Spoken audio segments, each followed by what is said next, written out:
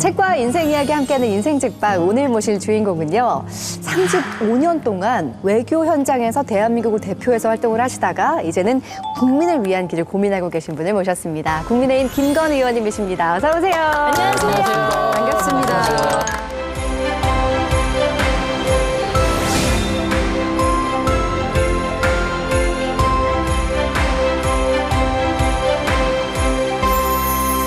외교부에서만 35년 일을 하셨다고 들었습니다. 저희 엄마가 늘 하는 얘기가 한 우물만 좀 깊게 파라는데 사실 이게 쉽지가 않거든요. 한 분야에서 그렇게 30년 넘게 일을 한다는 건 그만큼 적성에 잘 맞으셨던 거겠죠? 뭐 적성에도 잘 맞고 네. 저희는 이제 계속 해외 임지가 바뀌기 때문에 35년이 어떻게 간지 모르겠습니다. 와, 부럽네요. 그렇게 일을 즐겁게 할 수 있다는 게. 네. 근데 사실 외교라는 말 자체는 굉장히 어렵고 아무나 할 수 있는 일은 아닐 거라는 생각이 좀 들거든요. 이 외교의 개념을 좀 이해하기 쉽게 설명해 주신다면 어떻게 할 수 있을까요? 외교가 전혀 어렵지 않습니다. 네. 왜냐하면 우리 이지 아나운서님하고 저 만나서 네. 얘기도 하고 관계도 이제 맺고 그러잖아요. 네. 그걸 국가로 생각하시면 됩니다. 국가도 한 사람이면 국가도 여러 국가들하고 만나서 얘기도 하고 같이 사업도 하고 뭐 이런 거지 않습니까? 그게 외교입니다. 네, 그래서 그렇게 생각하시면 쉬울 것 같은데요. 그럼 외교관은 약간 뭔가 인싸여야 될 것 같은 생각이 드는데 어떠세요? 그러니까 외교관들은 이제 우리나라도 잘 알고 상대방 국가도 잘 알아야 좋은 외교관이 되겠죠. 네. 네, 그런 의미의 인싸라면은 인싸가 돼야 될 것 같은데요. 제가 의원님 여기 인생책방의 뒷조사 담당이거든요. 네네. 의원님에 대해 제가 조사를 좀 해봤는데요. 네. 국회 입성 후에 유사 업종으로 생각하고 이직을 하셨는데 이 막상 와 보니까 스타트업에 지금 오신 것 같다 이렇게 말씀하셨더라고요. 예. 아니, 어떤 면에서 이렇게 느끼셨나요? 일단 이제 제가 공무원을 할 때는 네. 위에서 어떤 방향이냐가 딱 정해지지 않습니까? 네네. 그러면 그걸 어떻게 제가 이행을 잘 나갈까 그런 걸 고민하는 거라 그러면 네. 여기 국회에 왔더니 위에가 아무도 안 계시고 그냥 국민만 바라보고 제가 알아서 하는 거더라고요. 우리 보좌진 분들하고. 그래서 아마 스타트업이라고 표현했던 것 같습니다. 아 그렇구나. 아니 근데 제가 그 의원님 나온다고 해서 막 찾아봤는데 유튜브 하고 계시더라고요. 네. 그 제목이 길건 짧건. 네, 길건 짧건. 네. MZ세대 분들이 지은 이름입니다. 또 길건 짧건도. 오, 그렇게 하신 이유가 있을까요? 그 뜻은 이제 뭐 요새 쇼츠가 유행이니까 네. 쇼츠도 많이 올리고 그다음에 좀 내용 있는 긴 것도 올리고 그래서 저희 길건 짧건에 오시면 한 3시간짜리 세미나도 다 들어있고 1분짜리 쇼츠도 많이 올라 있습니다. 네, 좋습니다. 자, 오늘 의원님이 선정해주신 인생책과 함께 인생 이야기 나눠볼 텐데요. 어떤 책을 들고 오시려나 굉장히 궁금했거든요. 근데 바로 이 책을 들고 오셨습니다. 와! 표지부터가 예사롭지 않은 책인데요. 이화여대 정외과 교수 구대여 교수가 쓴 삼국통일의 정치학입니다. 야, 쉽지 않은 책이었거든요. 일단 어떤 내용인지 만나보고 올까요? 국제 정치적 시각에서 본 한국사 최대 사건 삼국통일. 삼국통일의 정치학은 신라, 고구려, 백제 세 나라가 서로 어떻게 힘을 겨루었는지 그리고 그 과정에서 주변 나라들과 어떤 관계를 맺었었는지를 설명한 책인데요. 한민족이라는 관점에서 삼국시대는 어떤 의미를 갖는지, 삼국의 흥망성쇠는 어떤 특징을 보이는지, 삼국 간의 외교와 전쟁이 어떻게 통일로 이어졌는지 등을 살펴보며 삼국통일에 대한 새로운 시각을 제시합니다. 아니, 왜 이 책을 선정하셨을까? 처음에 제목만 보고는 약간 의아했거든요. 근데 읽다 보니까 외교에 계셨던 분이잖아요. 삼국통일이 전쟁 얘기가 아니라 외교 얘기겠구나라는 생각을 좀 하게 됐습니다. 보통 삼국통일하면 우리가 딱 떠오르는 이미지들이 있잖아요. 뭐 신라의 승리라던가 김춘추라던가. 근데 이 책은 뭔가 삼국통일을 좀 더 넓게 바라볼 수 있는 시각을 만들어주는 책이라는 생각이 좀 들었거든요. 근데 쉽지 않았어요. 자, 두 분은 어떻게 읽으셨는지 궁금해요. 정말요. 저도 이게 삼국시대 이야기겠거니 하고 이제 책을 넘겼는데 네. 국제 정세, 외교 전략 한 장 한 장 넘길 때마다 진실의 미간이 참 어렵구나 이런 생각에 우리 의원님은 아주 조금 원망도 했었습니다. 우리 작가님은 어떻게 즐겁게 보셨어요? 저는요. 네. 그 되게 오랜만에 대학원 시절로 돌아가서 그 논문을 읽은 듯한 그런 느낌. 교수님이 쓰셨잖아요. 네네. 순간 대학 시절 그 논문 읽던 트라우마가 막 생각나면서 벌벌벌 떨리면서 이런 거예요. 나만 네. 그런 게 아니죠? 그러니까 네. 이게 사실은 되게 흥미로운 질문인데 네. 그것을 되게 학문적인 그 학문적인 진지함, 정확성 이걸 가지고 풀어낸 책이라 사실은 그 어려움만 조금 뚫고 들어가 보시면 네. 굉장히 재미있고 그리고 좀 확실한 그 명확한 이야기들이 많이 있어서 그런 면에서는 좀 재밌는 면이 있어요. 그 어려움을 뚫기가 진짜 어렵더라고요. 그게 어려워요, 사실. 네. 근데 뭐 35년 동안 외교 현장에 계셨던 분이 왜 이 책을 가져오셨는지는 알 것 같았습니다. 일단 솔직히 일반인에게는 어려운 내용일 수 있어요. 왜냐하면 국사 시간에서 삼국통일 길게 다루지 않는 내용이거든요. 근데 이렇게 진지하게 깊게 얘기를 들어보니 또 새로운 시각이었는데 이 책을 인생책으로 꼽으신 이유가 있을 것 같아요. 제가 사실 인생책이 여러 권 있습니다. 여러 권 있는데 여러 번 나와주셔야겠습니다.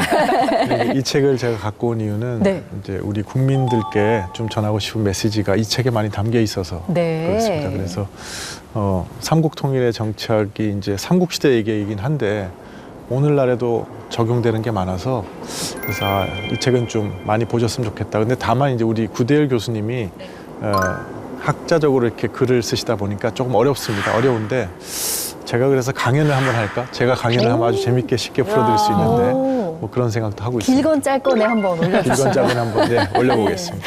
좋습니다. 자, 어떤 내용인지 점점 궁금해지실 텐데요. 자, 키워드를 통해서 하나하나 살펴보겠습니다. 첫 번째 키워드 함께 볼까요? 네, 첫 번째 키워드는 바로 외교는 타이밍입니다. 보통 뭐 결혼은 타이밍 뭐 이런 얘기는 많이 했던 것 같은데 네. 외교가 타이밍이다.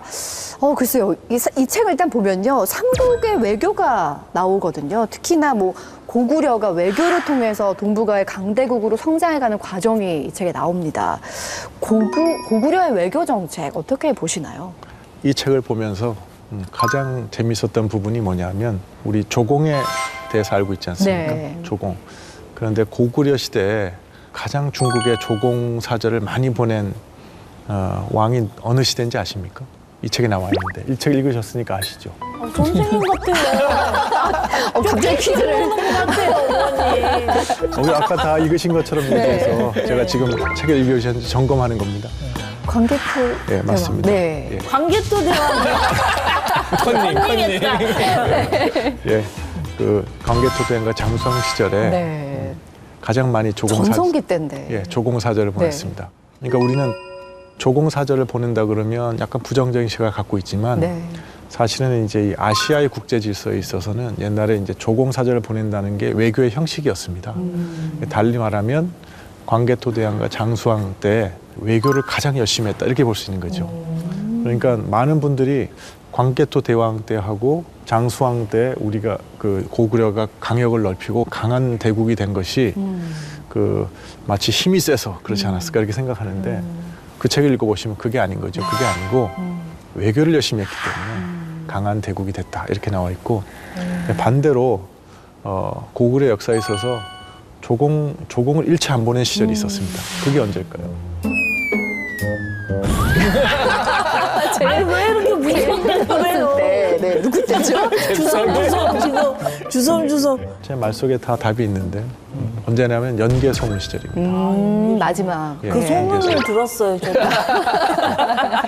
아주 자주적인 영웅이고 이렇게 해서 우리 그러는데 사실은 가만 생각해 보면 연개소문 때 고구려의 그 군사력이 엄청 강했거든요.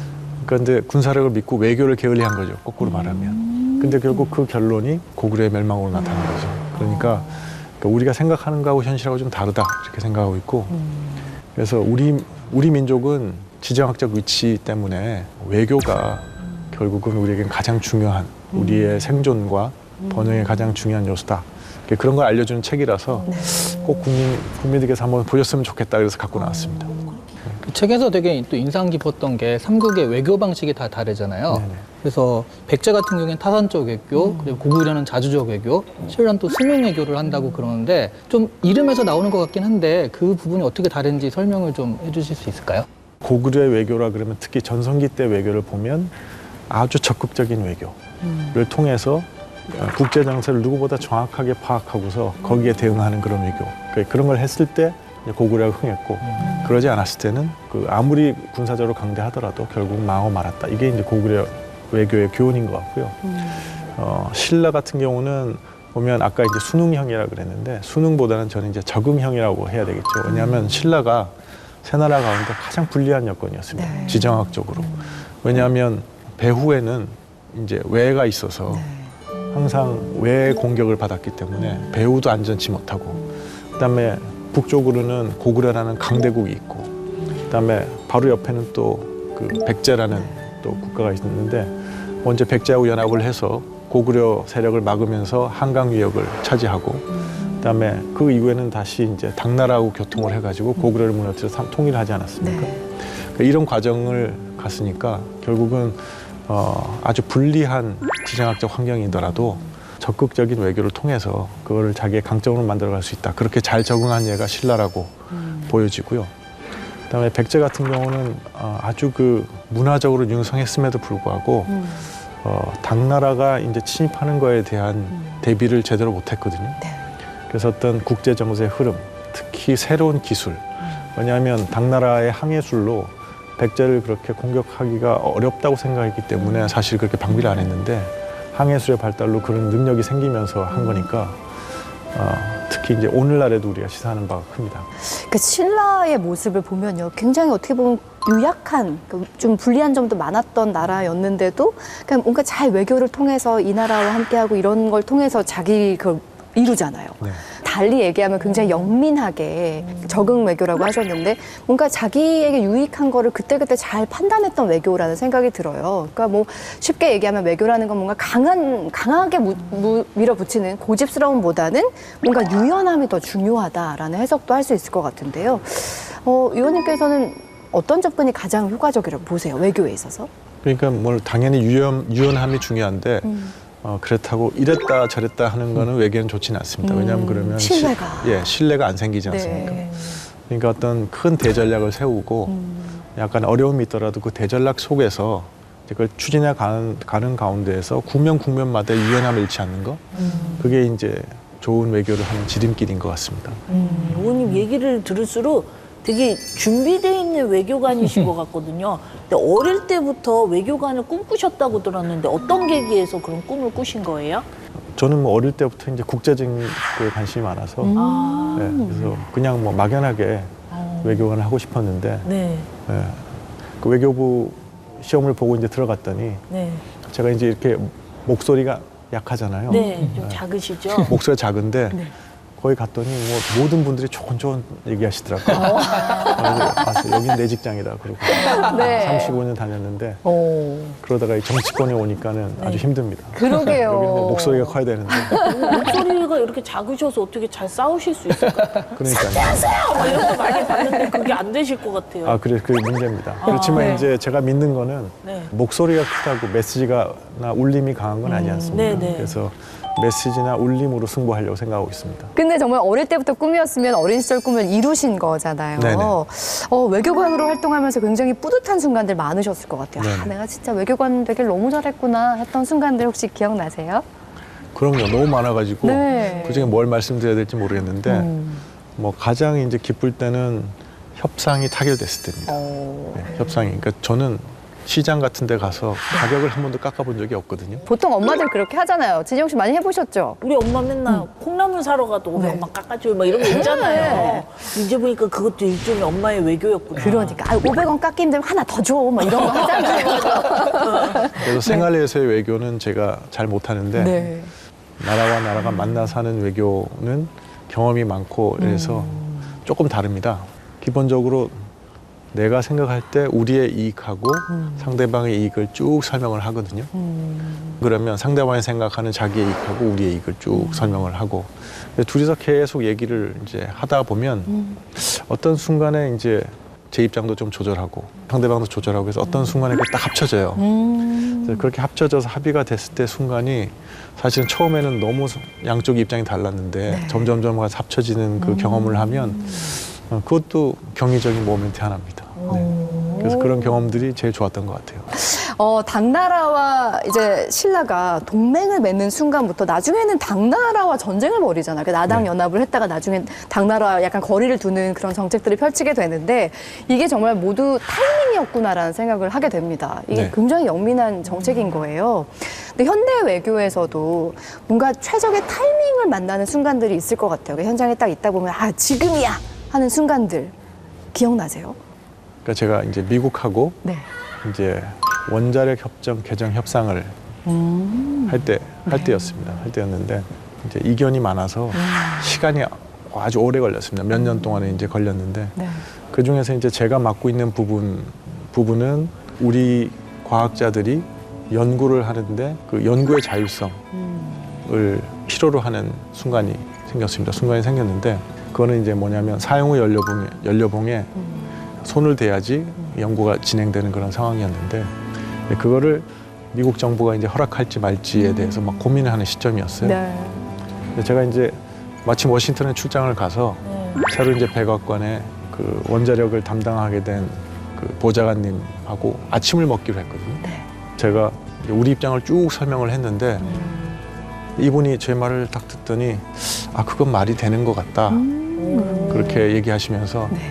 마침 오후에 관계부처가 모여서 그 문제를 협의하기로 돼 있다는 거예요. 와, 진짜 그래서- 타이밍이네요. 네. 와. 예, 그래서 한번 얘기를 해보겠다 이렇게 하고 가시더라고요.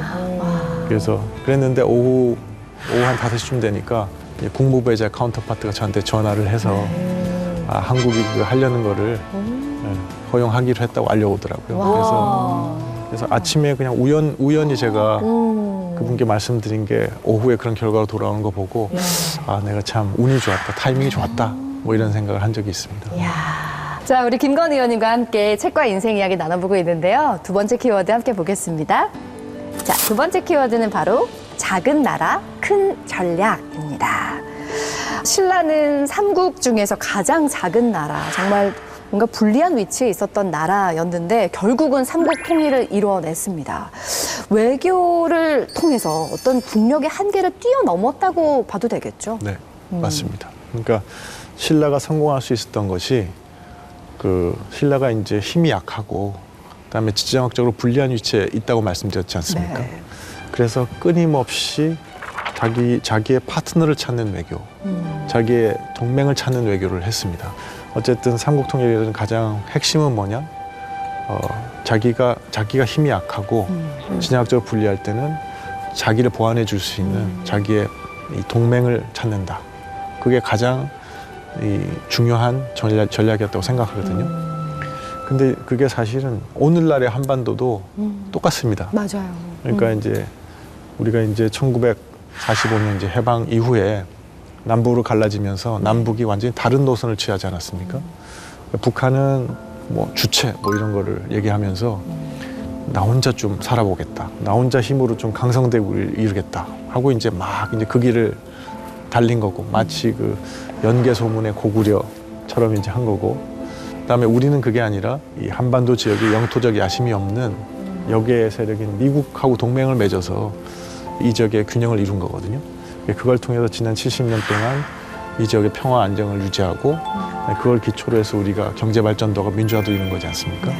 그래서 그 결과를 놓고 보면 북한의 이제 접근법보다는 우리가 했던 접근법이 더 나은 것이었다고 생각이 들고 그거는 마치 이 책에 나오듯이 신라가 했던 전략하고도 또 일맥상통하다 그런 생각이 들어요. 그래서 뭐 여러 가지 교훈을 준다고 생각하고 있습니다. 네. 그러니까 뭐 외교에 있어서만큼은 영원한 적도 영원한 우방도 없다라는 거를 이제 신라를 통해서 배우게 되는데 말씀하셨다시피 지금 우리나라가 뭐 미국, 중국, 뭐 일본도 그렇고 강대국들 사이에서 있는 그 지정학적으로 그런 위치에 있잖아요. 그러니까 신라를 통해서 우리가 참고할 만한 교훈들이 많을 것 같아요. 지금도. 그러니까 신라의 그런 어떤 대전략, 네. 그다음에 대전략을 실행해 나가는 데 있어서 적극적인 외교. 김춘추라는 분이 뭐 고구려도 가고 당나라라고 열심히 가지 않습니까? 네. 그런 적극적인 외교 이런 것이 이제 우리가 본받아야 될 교훈인 것 같고요. 고구려 역사에서 우리가 배울 교훈은 외교를 게을리하고 막 나 혼자서 뭐 다 할 수 있다 뭐 이런 식으로 하는 생각 그런 생각이 좀 잘못될 수도 있겠구나 하는 교훈을 얻어야 되고 또 이 책에서 또 하나 교훈을 받아야 될 것은 또 일본입니다. 예, 일본. 이 삼국 시절부터 일본이라는 것은 한반도에 강력한 영향력을 미치는 강대국이었다는 것이고, 우리 그 신라의 문무대왕도 돌아가신 다음에 일본의 침략을 막기 위해서 동해 용왕이 되겠다고 그 동해에 묻히셨지 않습니까? 그런 걸 봐서도 고대 시대부터 일본이라는 나라가 한반도에 큰 영향을 미치는 나라였고, 그러니까 결국은 우리나라는 중국이나 일본의 강력한 영향력 속에서 이 생존해야만 되는 그런 숙명을 가진 나라다, 이렇게 볼 수 있는 것 같고요. 그래서 아까 말씀드렸듯이 지금은 그런 어떤 일본이나 중국의 영향, 나아가서 북방에 있는 러시아의 영향, 그래서 우리의 그 이웃 국가들이지 않습니까? 그런 큰 강대한 이웃 국가들 속에서 우리가 균형을 유지하고, 균형을 유지함으로써 평화와 안정을 보존하기 위한 우리 한미 동맹, 이런 기본적인 구도와 대전략, 이런 걸 계속 생각하면서 우리 외교를 적극적으로 해나가야 된다고 생각합니다. 의원님께서 외교관 시절에 굉장히 인상적인 전략으로 많은 화제를 일으켰던 적이 있으시더라고요. 제가 그래서 그걸 이름하여 각건 프로젝트라고 한번 이름을 지어봤거든요. 네. 각건 프로젝트 각건? 궁금하시죠? 제가 사진 준비했습니다. 네. 짠! 와! 자, 이거 보시면 갓을 쓰셨네요. 진짜 각건 맛있네. 프로젝트입니다. 당시 신문 타이틀이 영왕실 마차 타고 버킹 엄궁에 나타난 한국의 김선비였습니다. 네, 그래도 보이시죠? 갓쓴 김건 의원이시네요. 네. 갓건. 네. 약간 저는 그런 느낌이에요. 요즘에 너튜브 같은 거 보면 100년 전 사진 복원 있잖아요. 100년 전 사진은 칼라로 네. 복원한 약간 그런 느낌. 마차에다가 그러네요. 가스하니까 약간 그런 느낌이에요. 이게 어떤 상황이었어요? 저게 이제 당시 이제 엘리자베스 여왕이 살아계시더라서 네. 엘리자베스 여왕께 제가 신임장을 제정하는 날인데요. 근데 이제 저기 버킹엄 궁에서 하는데 아직 코로나 때라 여왕께서는 이제 그 윈저궁에 계시고 버킹엄에 가서 이제 영상을 보면서 여왕께 이제 신임장을 제정하고 대화를 하는 모습입니다. 페이스타임으로. 예. 그런데 이제 버킹엄에 갈 때는 이제 왕실에서 마차를 보내서 그 마차를 타고 가거든요. 야, 이건- 되게 이색적이다. 이거 보면은 마차인데 이렇게 갓 쓰고 이렇게 한복 입고 있으니까 느낌 있다.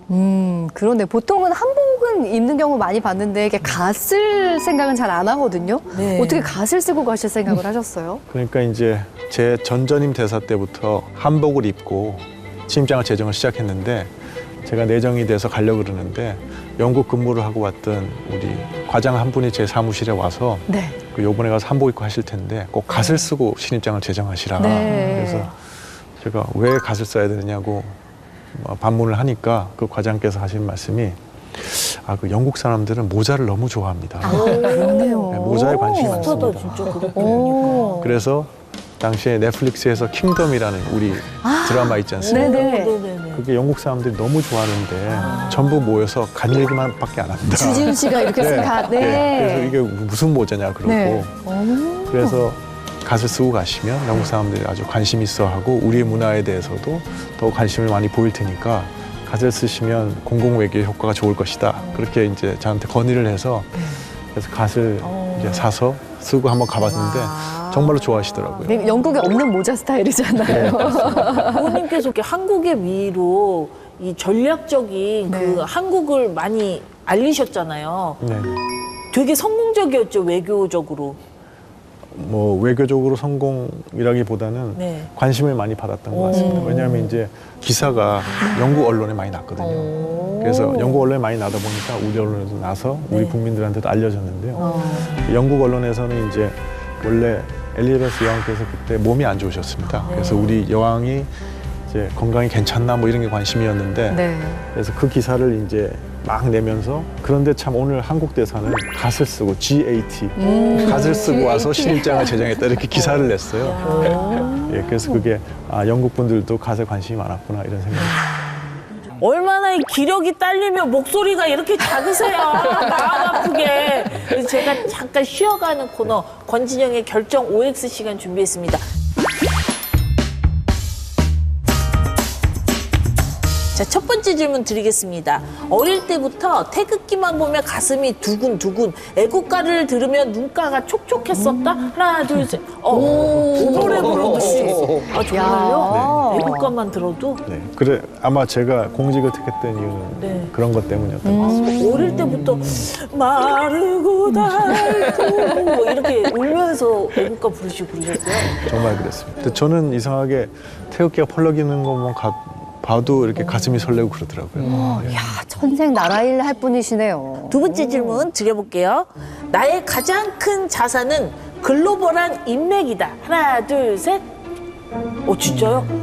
우리가 알만한 그 글로벌한 사람 좀 얘기 좀 해주세요. 아니 뭐 글로벌한 인맥이라고 얘기해서 거창하게 들리는데 그게 아니라 제가 이제 여러 군데 근무했으니까 네네. 이제 근무를 할 때마다 이제 사귄 친구들이 있고 네, 그분들이 이제 아직도 만나면 반갑게 인사하고 그러니까 그런 게 이제 저의 자산인 것 같아요. 근데 의원님 보면은 이렇게 조근조근 얘기하시는 스타일이어서 한 번 친해지면 진짜 배프될 것 같은 느낌이 그러니까요. 들어요. 네, 다음 질문 드리겠습니다. 외교 언어만큼 여의도 언어가 어렵게 느껴질 때가 있다. 하나, 둘, 셋. 오늘 전부 다 그러니까. 오야. 네. 어떤 게 가장 어려워요?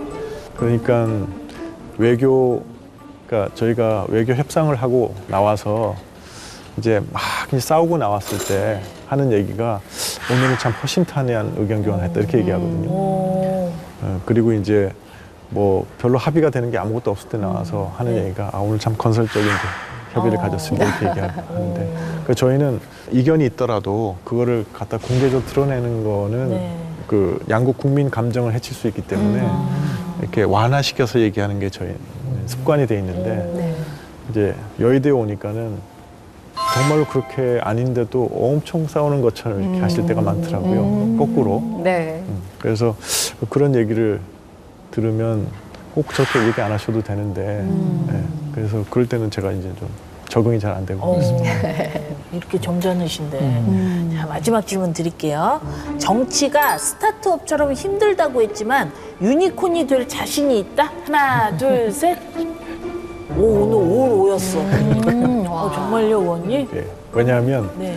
제가 이제 9분의 그 우리 보좌진분들과 같이 하는데 이분들이 너무 훌륭하세요. 그래서 제가 그것만 잘 따라가면 네. 성공한 스타트업이 될 수 있을 것 같습니다. 야, 앞으로의 또 일정들이 다 기대가 되네요, 의원님. 우리 김건희 의원님의 솔직한 OX 퀴즈 감사합니다. 자, 계속해서 세 번째 키워드 살펴보겠습니다. 김건희 의원님의 책과 인생 이야기. 세 번째 키워드는 갓건의 무대입니다. 자, 우리가 갓건 이야기를 오늘 많이 했는데 영국에서 이게 갓을 쓰고 화제가 되셨을 때처럼 이제는 정치라는 무대에서 새로운 모습들을 보여주고 계십니다. 일단 외교관으로서 또 국회의원으로서 무대가 좀 달라졌잖아요. 어떠세요? 큰 차이점 또 공통점도 있을 것 같은데요. 뭐 차이점이 더 많이 느껴지죠. 아까 말씀드린 것처럼 이제 중요한 거는 국회의원으로서는 국민께 평가를 받는 게 제일 중요하지 않습니까? 외교관으로서는 외교하는 것들은 국민께 잘 설명드리기가 어려운 게 많습니다. 그래서 사실 평가를 대통령과 장관께 받는 경우가 많은데 그래서 뭐 그런 것도 큰 차이가 있는 것 같고요. 또 하나는 가장 큰 차이는 이제 행정부에 있었으니까 정책을 집행하는 거에 중점이 뒀다 그러면 여기서는 입법이 중심이니까 그러니까 입법 중심의 그런 것도 많이 다른 것 같아요. 근데 입법이란 거는 한번 하게 되면 많은 사람한테 영향을 미치지 않습니까? 네. 그래서 그런 의미에서의 또 보람도 큰 것 같아서 뭐 열심히 하고 있습니다. 요즘도 태극기 보고 애국가 들으면 눈물이 나시나요? 아직도 그렇습니다. 예. 여전히 그 국가에 대한 뜨거운 마음을 갖고 계시는 거군요. 35년 동안 외교 현장에서 쌓았던 경험들이 그냥 생각해도 굉장히 큰 힘이 되실 것 같아요. 그렇습니다. 그러니까 네. 제가 국회의원을 하면서도 그게 저의 가장 큰 강점인 것 같아요. 뭐냐면 이제 우리의 외교라는 것이 제 플랫폼처럼 이렇게 돼서 그러니까 국정이 너무 다양하고 많아서 챙겨야 될 이슈가 많지만 저는 결국은 이게 저희 전문성이니까 이 전문성 속에서 국민들께 평가받아야 되겠다는 생각을 하고 그런 활동을 열심히 하고 있거든요. 만약에 이제 그런 게 없다 그러면 이걸 해야 될까 저걸 해야 될까 너무 고민을 할 것 같은데 뭐 저는 그러지 않고 일단은 우리 국민들을 가고 우리 외교를 연결하는 이음새가 되는 것이 제 지금 역할이라고 생각합니다. 그래서 그 역할을 오늘도 사실 그 역할을 하려고 나왔습니다. 좋습니다. 이 정치라는 게 결국은 국민을 위한 큰 전략을 세우는 과정인 거잖아요. 의원님께서 지금 서 계신 자리에서 어떤 이야기를 계속 써 내려가고 싶으신지 궁금해요. 첫 번째 오늘 제가 강조하고 싶었던 거는 우리 민족에게는 외교라는 게 절체절명의 과제다. 여기에 우리가 관심과 자원과 이런 것들 많이 투입해야 된다는 걸 이제 하나 말씀드리고 싶어서 나왔고요. 또 하나는 우리에게 동맹의 소중함, 그다음에 동맹을 잘 관리해 가야 된다는 거. 사실 트럼프 대통령께서 이제 시작하고 좀 미국 우선주의라 그래서 좀 가끔은 마음에 들지 않는 그런 많은 정책들도 하시지 않습니까? 네. 그런 와중에서도 우리가 이 동맹을 소중하게 갖고 가고 지켜가고 잘 적응해 가고 그런 것이 필요하다. 또 그런 메시지도 말씀드리고 싶어서 그 두 가지가 하여튼 제가 크게 좀 강조했으면 좋겠습니다. 네. 자, 오늘 인생책으로 선정하신 삼국통일의 정치학을 통해서 어떤 메시지 남기고 싶으신가요? 삼국 통일의 정책. 왜냐하면 우리 민족에게 있어서는 주변 민족들하고의 관계가 우리한테 큰 영향을 미치는데 사실 그런 거를 우리가 많이 가르치지 않아 왔습니다. 즉 이제 우리의 역사를 외교사로 인식하는 게 너무 약했거든요. 근데 우리 구대일 교수님의 이 책이 사실은 우리 역사를 외교사로서 좀 이해하게 하기 위한 첫 시도였습니다. 한국 외교사라는 거를 잘 들어보시지 않지 않았습니까? 그런데 그래서 저는 궁금한 게 아니 우리처럼 외교가 중요한 나라가 없는데 왜 한국 외교사를 제대로 안 가르치지? 우리 국민들과 학생들에게. 그런 의미에서 어렵지만 아주 소중한 저작물이고 이제 앞으로 많은 이제 학자분들이나 그 선생님들이 좀 많은 국민들이 이해하기 쉽게 저 내용을 갖다가 좀 이렇게 쉽게 만들어 주시고 많이 가르쳐 주시고 하면 좋을 것 같아요. 그래서 소위 외교의 역사로 우리 한국사를 이해할 정도로 우리 국민들이 다 되면 그러면 우리 외교가 잘 되지 않을까요? 네, 뭐 그런 생각을 해봅니다. 좋습니다. 자, 진영 씨 오늘 의원님 만나본 소감 어떠셨어요? 제가 얼마 전에 진공청소기를 샀는데요. 네. 이게 소리 없이 강해요. 요즘 잘 나와. 근데 의원님 보니까 약간 우리 집 진공청소기가 소리 없이 강해. 네. 그럼 이렇게 보니까 국민과 나라를 사랑하는 뜨거운 마음이 있기 때문에 왠지 좋은 쪽으로다가 다 좋은 것만 흡입하는 그런 의원님이시기를 바라고 또 응원하도록 하겠습니다. 감사합니다. 네. 자, 이시안 작가님 간단한 추천평 부탁드릴게요. 이 책의 저자신 구대열 교수님이 정치학 교수시잖아요. 네. 제가 역사학 교수가 아니라는 걸 때문에 굉장히 조심스럽게 서술을 해요. 네. 마지막에 후기에도 또 강조하거든요. 근데 생각해보면 역사에서 제일 가장 유명한 고전이 E.H. 카의 역사란 무엇인가거든요. E.H. 카가 역사학 교수가 아니에요. 정치학 교수예요. 그러니까 이분이랑 좀 비슷해요, 지금. 그러니까 오히려 역사학을 바라보는 새로운 시선, 관점들이 있어가지고 역사학에서 고전이 나오지 않았나 싶은데 이 책도 읽다 보니까 역사뿐만 아니라 당시 국제정세, 외교 이런 것들까지 다 들어가서 정말 좀 독특한 인사이트, 재밌는 인사이트를 얻을 수 있는 책이었다. 그런 것들을 좀 얻고 싶으면 이 책을 보시면 좋겠다라고 추천을 드립니다. 자, 끝으로 의원님 시청자 여러분께 한 말씀 해주세요. 국회TV 시청자 여러분 반갑습니다. 김건희입니다. 제가 이제 우리 외교하고 국민을 연결하는 이음새가 되겠다고 다짐하고 있습니다. 제가 하는 많은 노력들 지켜봐 주시고요. 또 항상 성원해 주시면 고맙겠습니다. 감사합니다. 야, 오늘 인생책과 함께 우리 의원님 만나봤는데 굉장히 선한 눈웃음을 가지고 계시다는 생각이 들어요. 이렇게 많은 나라 외교관들과 만나서 서로 이견을 조율하고 협상을 했던 것처럼 불협화음들을 조율해 나가면서 멋지게 이끌어 가주시기를 응원하겠습니다. 자, 지금까지 국민의힘 김건희 의원님과 함께했습니다. 고맙습니다. 네, 고맙습니다. 네, 감사합니다.